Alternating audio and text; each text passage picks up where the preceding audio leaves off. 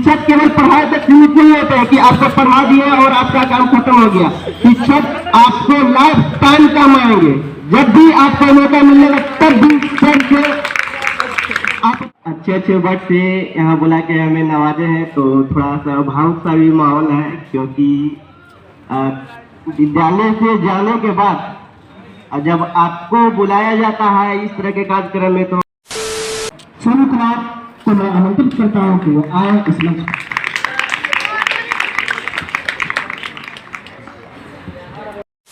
जब वो 10वां का परीक्षा दिया था तो वो गणित में 100 में 100 अंक प्राप्त किया है। वो केवल आपके गांव मैदान के लिए नहीं, वो केवल हमारे विद्यालय के लिए नहीं, बल्कि हम तो कहेंगे पूरे भारत के लिए गर्व की बात है, जिसका नाम है सोनू कुमार। मैं उसे आमंत्रित करना चाहूंगा। जब वो 10वां का परीक्षा दिया था तो वो गणित में 100 में 100 अंक प्राप्त किया है, और जब वो मैट्रिक पास कर गया तो उसके बाद वो ITI का परीक्षा दिया, ITI का एंट्रेंस, जिसमें वो सफल हो गया। और वो हमारे पास आया, वो कहा कि सर अब मैं क्या करूं, क्या मैं ITI में नामांकन करा लूं? तो मैंने उसको कहा कि तुम्हारे अंदर जो दिख रहा है वो ITI नहीं है, तुम ITI में नामांकन नहीं, कुछ नहीं जानते हैं कि हमें क्या करना चाहिए क्या नहीं करना चाहिए, हमको भी नहीं समझ में आता है। आप जो हमें सुझाव देंगे, जैसा मशवरा देंगे वैसा हम करेंगे। लेकिन मैंने कहा कि नहीं, तुम ITI नहीं करो। उससे कुछ दिन के बाद में फिर आया और कहा कि सर इस बार इनको डिप्लोमा में हो गया है।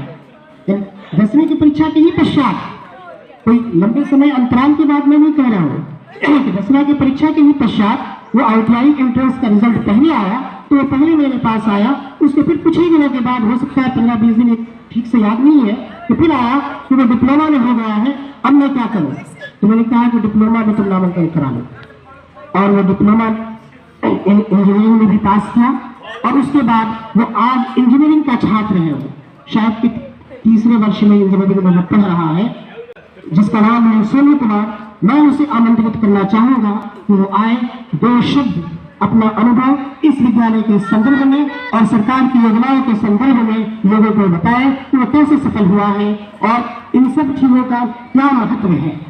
सोनू कुमार को मैं आमंत्रित करता हूं कि वो आए इस मंच पर।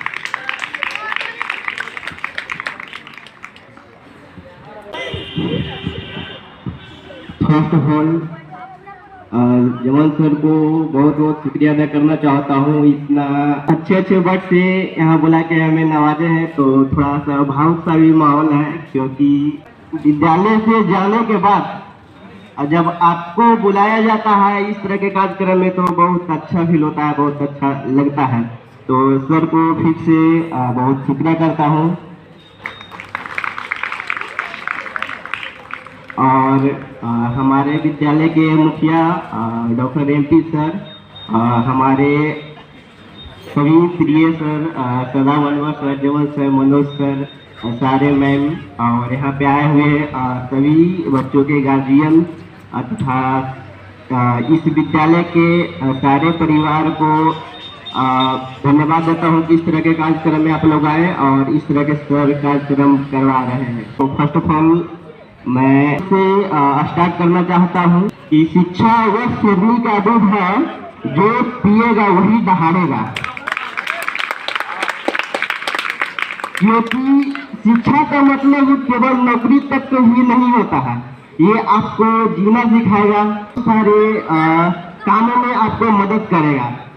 इसी के संदर्भ में एक ऐसा सेंटेंस है कि education is the most powerful weapon, education is the most powerful weapon which can be used to change the world. इसका मतलब होता है कि शिक्षा वह हथियार है जिसका आप यूज करके दुनिया को बदल सकते हो।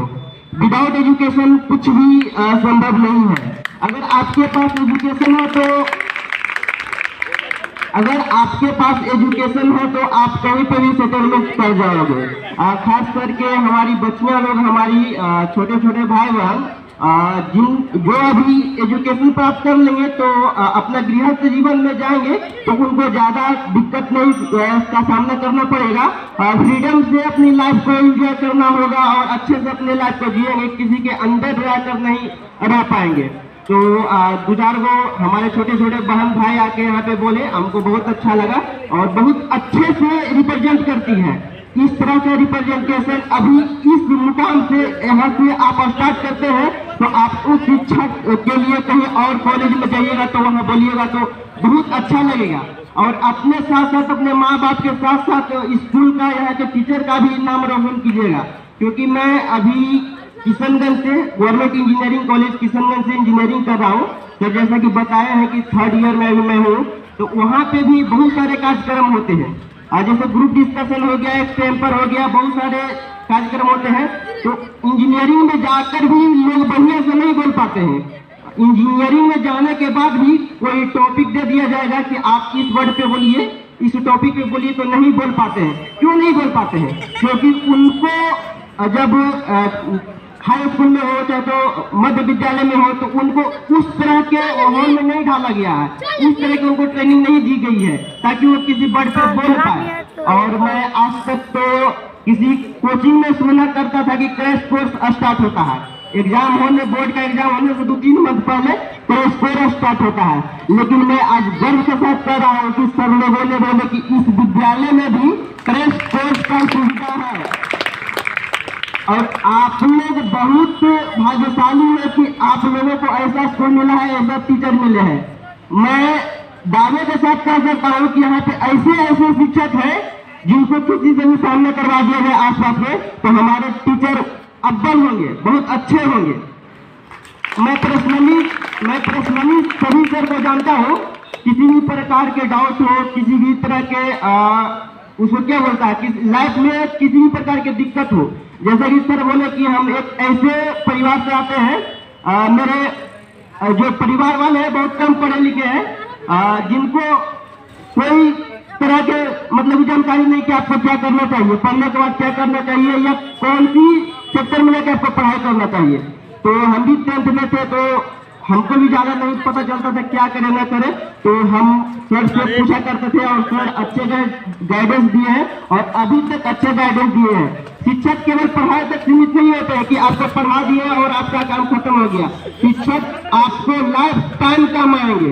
जब भी आपको मौका मिलेगा तब भी सर से आप पूछ सकते हैं और आपको अच्छे गाइड करेंगे। और एक बात और मैं आप लोग को रखना चाहता हूँ कि अभी आप 9th 10th 11th 12th में हो तो आप केवल एग्जाम के लिए मत पढ़ो कि एग्जाम में रहा और मैं पढ़ लेता हूँ, एग्जाम में पास हो जाऊंगा, अच्छे नंबर से हो जाएगा।